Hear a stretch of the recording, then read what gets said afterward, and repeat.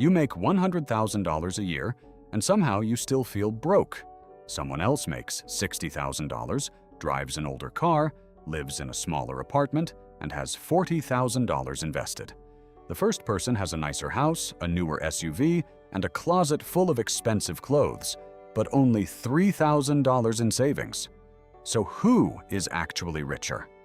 The answer has almost nothing to do with the number on their paycheck. And that is the trap. Because once your income rises, your life has a way of expanding right alongside it. The better apartment becomes the nicer house. The reliable car becomes the luxury SUV. A few subscriptions become dozens. Dinner out becomes normal. And before you realize what happened, your $100,000 salary has turned into a $100,000 lifestyle. The strange part is that you can be earning more money every year and still be getting no closer to financial freedom. In fact, you can look successful while quietly becoming more financially fragile. The Federal Reserve's 2025 report on the economic well-being of U.S. households found that 39% of adults reported family income of at least $100,000 in 2024. Yet only 55% of adults said they had savings set aside to cover 3 months of expenses in an emergency. And when the Fed asked about a hypothetical $400 emergency, 63% said they could cover it using cash or its equivalent. So the problem is not simply that people do not earn enough. For many people, the problem is that every increase in income creates a new increase in spending. And if you want to understand why someone making $100,000 can still feel broke, there are 5 money traps you need to see. The first is lifestyle inflation. Imagine a woman named Jessica. Jessica is 27 years old and earns $55,000 a year. She shares a small apartment with a roommate. Her car is 5 years old. She cooks most of her meals at home. She has some student loan debt, but she is slowly paying it down. She is not rich, but she has something incredibly valuable: a gap between what she earns and what she spends. Then Jessica gets a promotion. Her salary jumps to $75,000. At first, she thinks, "Finally, I can breathe." But 6 months later, she moves into a nicer apartment. She upgrades her car. She starts ordering delivery more often. She takes a few more weekend trips. None of these decisions feels reckless by itself. That is what makes lifestyle inflation so dangerous. You rarely go from financially stable to financially stressed because of one giant purchase. It usually happens through dozens of small upgrades that become permanent. The old lifestyle starts to feel uncomfortable. The new lifestyle starts to feel normal. And suddenly, the raise is gone. Jessica did not become irresponsible. She simply allowed her expenses to grow at almost the exact same speed as her income. Now imagine someone else. David is 30. He earns $100,000. He gets a raise and decides to keep living almost exactly as he did before. Instead of immediately upgrading everything, he increases his spending a little. The rest goes toward an emergency fund, retirement accounts, and long-term investments. 5 years later, Jessica may have the more impressive Instagram. David may have the more impressive net worth. That is the difference between looking wealthy and becoming wealthy. The second trap is confusing income with wealth. Income is what comes in. Wealth is what stays. That sounds simple, but it changes everything. Imagine 2 people earning the same $100,000 salary. Person A spends $96,000 every year. Person B spends $65,000. Even before taxes and investment returns enter the picture, Person B has created a much larger margin.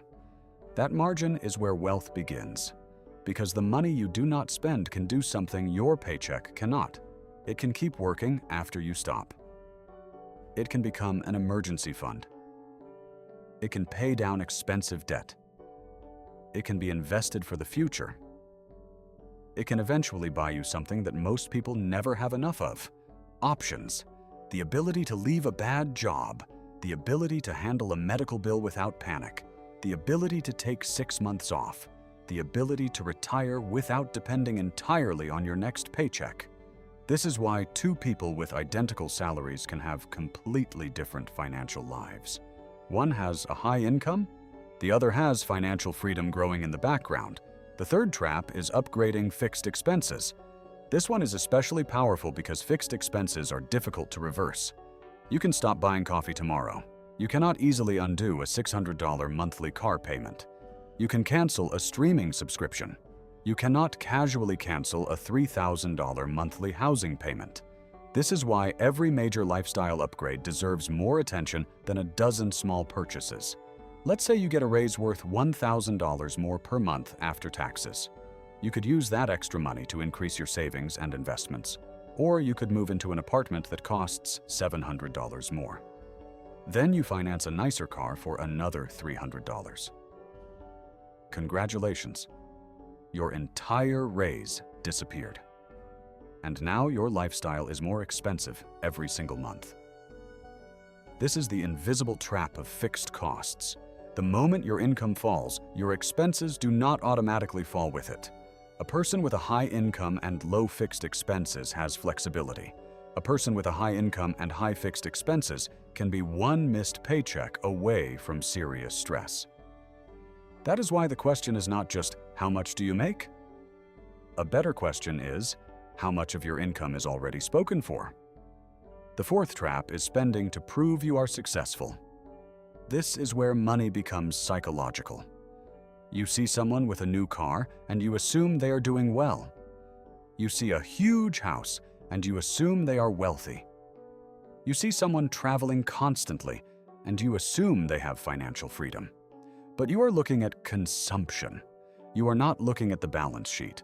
The person driving a $70,000 car might have a six-figure investment portfolio, or they might have a 6-year loan and $2,000 in savings. You cannot tell from the outside. And social media makes this problem even worse because you are constantly comparing your real financial life to someone else's highlight reel. You see the vacation. You do not see the credit card statement. You see the house. You do not see the mortgage. You see the designer clothes. You do not see the interest payments. The most expensive financial mistake is sometimes buying things you do not actually want because you want other people to think you can afford them. And the irony is that truly wealthy people often have no reason to prove it. The fifth trap is waiting to save and invest until you feel rich. This is one of the most expensive beliefs you can have. People often tell themselves, I'll start investing when I make more. Then they get the raise. And they say, I'll start when I pay off this car. Then the car is paid off. And suddenly there is a house, then kids, then a bigger house, then college expenses. There is always another reason to wait. But financial progress usually starts when you create the habit before you feel ready. Consider two fictional investors. Michael starts investing $300 a month at age 25. Sarah waits until age 35 and then invests $600 a month. Sarah is putting in twice as much money every month, but Michael has a 10-year head start. Depending on investment returns, fees, taxes, and the exact timing of contributions, the difference over decades can become enormous. That is the power of time. Compound growth does not care how impressive your salary sounds. It rewards money that gets the opportunity to stay invested for a long time. And this is why waiting until you feel rich can be such a costly mistake. You do not need to become wealthy before you start acting like someone who builds wealth. You need to create a gap between what you earn and what you spend. Then you need to protect that gap. Now, let's go back to our two people. The person earning $100,000 with $3,000 saved, and the person earning $60,000 with $40,000 invested. At first glance, the $100,000 earner looks like the winner. But look closer. One person has built a lifestyle that requires a high income to maintain. The other has built assets that can grow without requiring more hours at work. One is dependent on the next paycheck. The other is slowly buying freedom. And that is the part most people miss. The goal of earning more money is not to create a more expensive life. It is to create more choices, more breathing room, more security, more control over your time. So if you earn $50,000, $75,000, or $100,000 a year and still feel broke, the first question may not be, how can I make more money? It might be, where is all the money I already make going? Because the person who earns the most is not automatically winning. The person who can turn income into lasting wealth is. And sometimes, the biggest financial upgrade you can make is not earning more. It's learning how to keep more of what you already earn.